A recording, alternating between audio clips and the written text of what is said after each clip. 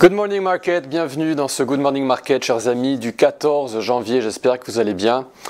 On a un environnement un petit peu négatif dans les marchés financiers, on a le dollar index qui progresse, ça fait un petit moment depuis octobre 2024, et le VIX qui monte un petit peu également. Donc en général, quand le dollar et le VIX montent ensemble, c'est négatif. Alors le VIX n'a pas fortement monté, ça reste quand même mesuré. Le VIX dans les contrats à terme est actuellement à 18,3 et il a été rejeté hier par le niveau des 20, c'est un niveau que je vous avais mentionné précédemment dans le Good Morning Market. On pourrait descendre jusqu'à 11,8 et si tel était le cas, eh bien ça stimulerait les actifs risqués à la baisse, on repartirait, à la hausse et on repartirait à la hausse dans les actifs risqués. On pourrait tout de même grimper jusqu'à 26 dans le VIX à surveiller, mais en tout cas le niveau des 20 sert de résistance forte. Le S&P 500 a progressé hier de plus 0,16%. Actuellement dans les contrats à terme on a plus 0,20%. Le Nasdaq lui a perdu 0,30% hier, on est actuellement à plus 0,27%. On a le Nikkei qui a bougé cette nuit, moins 1,8% et le CSI 300 qui a progressé de 2,4% à surveiller aujourd'hui donc les valeurs du luxe françaises MC et Hermès. Bitcoin, quant à lui, a méché sa boîte verte située, on l'avait fixé entre 85 et 92 000 $ pour une belle petite opportunité pour accrocher le wagon et éventuellement atteindre les 136 000 qui est la cible en log pour les algos. Des petites pages internet à vous montrer, chers amis. On a le Fear and Greed Index qui est dans la case Fear, peut-être un petit peu de place pour aller à Extreme Fear, on est juste à la limite au-dessus de 25. On a, je vous le rappelle, je vous le dis souvent, la saisonnalité qui est défavorable aux actifs risqués et favorable au VIX. Si le VIX monte, les actifs risqués baissent. Et actuellement, eh bien, on entre vraiment dans la période de danger durant cette année. Ça, c'est de la saisonnalité. Et donc, c'est un site sympa, hein, Equity Clock, n'hésitez pas à le mettre dans vos favoris. J'ai des images à vous montrer. Alors ça, c'est la variation du dollar index. Toujours surveiller ce que le dollar fait. Le dollar, que ça nous plaise ou non, reste la valeur refuge avec l'or par excellence. Et par le passé, à chaque fois en période trimestrielle que le dollar a fortement progressé, eh bien on avait en parallèle des crises. Ici, on avait eu Lehman en 2008. Ici, forte hausse du dollar. C'était en 2014-2015 et ici pendant la guerre en Ukraine-Russie. Donc voilà, toujours surveiller ce que fait le dollar et actuellement le dollar, eh bien il progresse depuis octobre 2024. Et est-ce que le dollar n'est pas en train d'essayer de nous dire quelque chose d'important à surveiller? Et ça, on le voit également dans les inflows, dans les flux qui partent vers le cash, vers le dollar. On a eu un niveau record, un plus haut niveau atteint depuis avril 2020 dans le flux mensuel dans le dollar. Donc là, on a atteint carrément la barre des 140 milliards de dollars le mois dernier. Chers amis, on bascule dans Xstation. Au calendrier du jour, qu'avons-nous aujourd'hui? On a les IPP qui sortent à 14h30 avant l'ouverture américaine. On aura un discours important de John Williams à 21h de la Fed. Et les stocks de brut à 22h40, statistiques venant de l'API. Alors aujourd'hui, on va s'amuser avec le gold, hein, notre ami le gold. Voici le parcours héliotiste du gold en macro. Donc je vous le montre souvent, ce graphique, il est super important. On a une très belle structure impulsive. 1, 2, 3, 4, 5. Là, on est en macro. On serait actuellement dans une vague 4. D'accord ? Cette vague 4 a débuté mi-2024 et on est en train de tergiverser, on est en train de compresser et éventuellement faire un triangle. Alors, est-ce que c'est un triangle dans le cadre des vagues d'Elliott ou pas? Ça, on va le voir à l'avenir. Quoi qu'il en soit, dans le cadre des vagues d'Elliott, on ne doit pas faire un triangle vague 4 ici, car a priori, on a déjà une impulse qui a été parfaitement formée au sein d'une vague 3. Donc je vous la décompte, on la décompte ensemble. Vague 1, zigzag vague 2, vague 3, légèrement plus grande que la vague 1, donc les règles ne sont pas violées. Un triangle en vague 4, car les triangles se trouvent souvent dans les vagues 4. Et ensuite, on a eu 5 vagues très propres pour compléter cette vague 3. Et depuis, eh bien, on compresse et on est en train de faire une formation triangulaire. Donc ce que je vous dis en fait, c'est que peut-être que mon scénario va être invalidé, peut-être qu'on ne va pas avoir cette vague 4 se matérialiser, peut-être qu'on va casser à la hausse et continuer à la hausse. Et dans ce cas, notre décompte Heliotis devrait être retravaillé.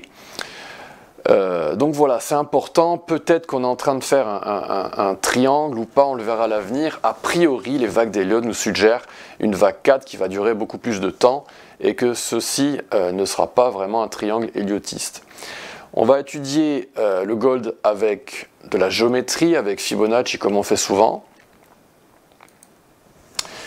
Et en mensuel, eh bien, on a cette fameuse trendline, cette ligne de tendance qui servait de résistance par le passé et qui pourrait servir de support à présent. Là, on a une jolie petite bougie en mensuel pour l'instant. On n'est qu'au milieu du mois, mais on a cette réaction, c'est intéressant. En hebdomadaire, alors, on a cette fameuse boîte verte que je vous dessine souvent. Elle est située entre 2543 et 2350 $. Cette boîte verte, on l'a déjà visitée. Est-ce qu'on va avoir le luxe d'avoir cette boîte verte revisitée plus profondément? L'avenir va nous le dire. En tout cas, actuellement, on est en train de compresser au sein d'un triangle. C'est pour ça que le titre de cette vidéo, c'est la pression monte. Imaginez-vous dans un triangle, on a une pression qui s'accumule, un petit peu comme une bouteille de champagne qu'on remue. Et à un moment donné, la pression dans la bouteille est telle que, pop, le bouchon éclate. Et en trading, c'est la même chose, en analyse technique, c'est la même chose. Et on peut casser à la hausse comme à la baisse. On a une bataille d'algos parce que les algos qui achètent, qui tradent des mouvements mesurés à la hausse, sont stop loss. Vous voyez qu'ici la golden zone est cassée, mais on a également des algos qui short et qui ont les golden zones qui sont elles cassées également. Donc regardez, je vais afficher uniquement les golden zones, comme ça on va le voir plus clairement. Donc golden zone cassée à la hausse, les algos qui short sont stop loss. Golden zone cassée à la baisse, les algos qui achètent sont stop loss également. Ici on a eu une très très belle réaction à la baisse. On pourrait approximativement suivre mon parcours noir que je vous avais dépeint la semaine dernière et redescendre et retaper la ligne inférieure de ce triangle avant de rebondir et de casser à la hausse. Alors les vagues d'Elliott nous suggèrent qu'on devrait casser à la baisse, mais attention, le gold est tendance haussière sur toutes les périodes, on pourrait casser également à la hausse. Donc on a un petit peu une divergence entre ces deux méthodologies. En H4, donc je ne vais pas vous refaire les résistances et les supports de Fibonacci, mais par contre, le prochain niveau intéressant, il se situe ici pour le gold.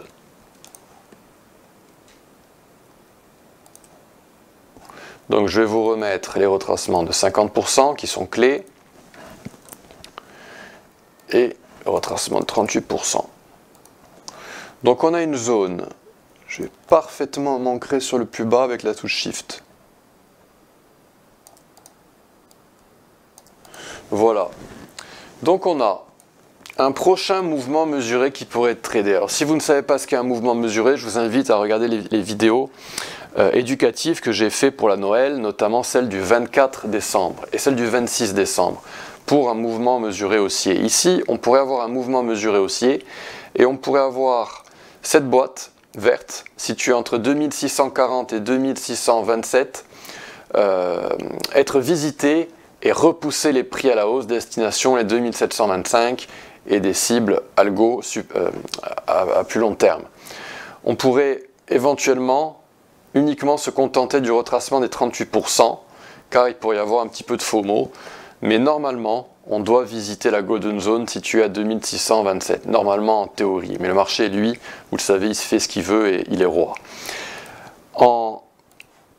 Si jamais on venait à visiter cette boîte verte, eh bien on pourrait l'atteindre grâce à un mouvement mesuré baissier. Donc je manque sur le top, jusqu'au plus bas. On atteint le retracement des 38% et on pourrait venir au retracement des 50% à 2677 $, voire 2682. On pourrait venir ici, tout là-haut, redescendre et cibler les 2647. Et donc, voilà, s'approcher du retracement de 50% en H4 des 2640. Donc il y a du suspense pour le gold. Ce triangle, il pourrait continuer encore un petit moment et ça pourrait se décanter. Trump arrive le 20 janvier. Il pourrait y avoir du mouvement, les actifs risqués qui pourraient rebondir et le gold également à surveiller. J'espère, chers amis, que cette vidéo vous a plu. Si elle vous a plu, merci de la liker, merci de la partager.